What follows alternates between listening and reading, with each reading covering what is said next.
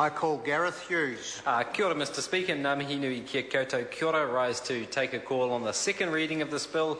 Obviously, we had the first reading only wrapped up about 20 minutes ago, Mr Speaker. So obviously, under urgency, on the auspices of the budget, this government has decided to ram through the Crown Minerals Amendment Act Amendment Bill under urgency.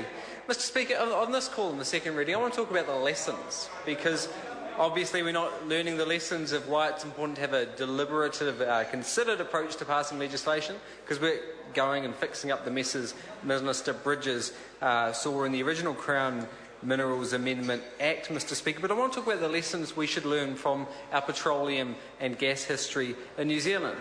I mean, let's learn the lessons of Mackay 13 and the well blowout we saw in Taranaki. Let's learn the lessons of the Kapuni soil and groundwater contamination we see affecting Taranaki right well, Mr Speaker, because they decided back then, good old Kiwi fashion, Mr Speaker, when you've got produced water containing toxic chemicals and hydrocarbons, you don't need to store it in a metal drum or store it in a secure facility, Mr Speaker. They dug a hole, a blowdown pit they call it, or a frack pit, and they just stored the produced water and the toxic chemicals in the pit, and surprise, surprise, Mr Speaker, now we've got groundwater contamination which can't be remediated, and literally hundreds of cubic metres of soil being trucked to Wellington to be remediated, Mr Speaker. Let's talk about learning the lessons from the lack of inspectors, which has tragic consequences in our country's history. Mr Speaker, after the Pike River tragedy, the government announced they would be increasing the number of well and oil and gas facility inspectors. Up till then, when it comes to oil and gas, we had one inspector covering the entire country, one inspector covering all of the onshore and all the offshore oil and gas facilities in this country, Mr Speaker. The government, of course, they rose it to 3. Mr Speaker, understand that this is still woefully inadequate. When you look across the world, Mr Speaker, you see Australia has one inspector for every 3 installations, Britain has one for every 2, and Norway, they have an inspector for every single facility, Mr Speaker. So if we're going to learn the lessons of some of the bad and shoddy practices we've seen in this country and actually come together to have stronger regulations, stronger protections for our cities, our towns, our environment and our people and our workers, Mr Speaker, let's have that conversation. Let's learn the lessons from where practices have been done badly. And that's the tragedy, Mr Speaker, because under urgency, this Parliament could be introducing legislation to make oil and gas activities in New Zealand safer. We could be passing legislation to introduce a relief well, Mr Speaker, so one was on hand if an accident happened, because as we've seen in Australia, as we've seen in America, this is the only way a deep-sea well blowout or a well blowout has been contained. We could be talking about increasing liability, because while the government puts the liability bill on top of operators, Mr Speaker, they only require them to carry $30 million worth of insurance. When you look across the world, oil spills have cost tens of billions of dollars, yet the national government says they only need to have $30 million insurance. We could be talking about increasing the penalties, Mr Speaker, because despite lobbying from the Green Party, we've seen the EE's Act penalties being increased to $10 million, but still woefully inadequate when you talk about a potential $40 billion bill in the Gulf of Mexico. The RMA, Mr Speaker, still only has the maximum corporate penalty of $600,000. Why aren't we talking about insurance? Why aren't we talking about penalties? Why aren't we talking about making sure capping technology is on hand to New Zealand, that we have adequate oil pollution funds building up, Mr Speaker, when accidents happen? Why aren't we talking about increasing and signing up to international conventions like the Bunker Convention and the new series of conventions we could be signing up to protect the taxpayer from liability? That's the ultimate tragedy, Mr Speaker, because we're not talking about those things. We're talking about making it easy for cowboy speculators to come down to New Zealand and drill and risk our environment. And this is why I'm opposed to deep-sea drilling, Mr Speaker. I'm not opposed to onshore or shallow drilling, Mr Speaker. The Green Party is not opposed to that. It's not in our policy. We'd obviously like to see a transition and real jobs for Kiwis and a transition strategy because we're concerned about the environment. But we're not opposed to that. We want to see good regulations for those workers, mostly in Taranaki at the moment. But when it comes to deep-sea drilling, when you're drilling past 200 metres, when an accident happens and maintenance only can happen when you have advanced robotics or submarines, we're talking about a different kettle of fish from what we've done in Taranaki over the last 100 years. When you're drilling past 200 metres, which is what Anadarko is going to be doing off the New Zealand coast this year, of course the very same company that recently paid out $4 billion for their involvement in the Gulf of Mexico spill, Mr Speaker, let's have a conversation about risk and whether we are prepared to deal with the spill. Because the government, the industry, they can't guarantee we won't see a catastrophic well blowout in New Zealand's waters. Because what we're talking about, when you're drilling down as deep as 1,500 metres, which is what they want to do off my coast in Wellington and the Pegasus Basin, you're talking about close to freezing conditions where the pressure would crush a person in an instant, where it's completely black, yet the oil is gushing out at close to boiling point.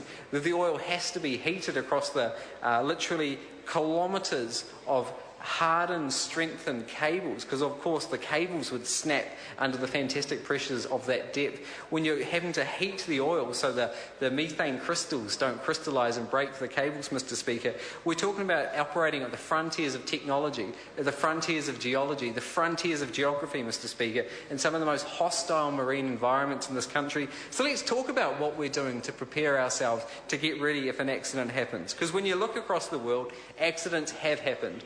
As the President's Commission in the United States pointed out, it is akin to the nuclear industry when you're doing deep-sea drilling, in the sense that, of course, not every well is going to have an accident, but when an accident happens, the consequences are catastrophic.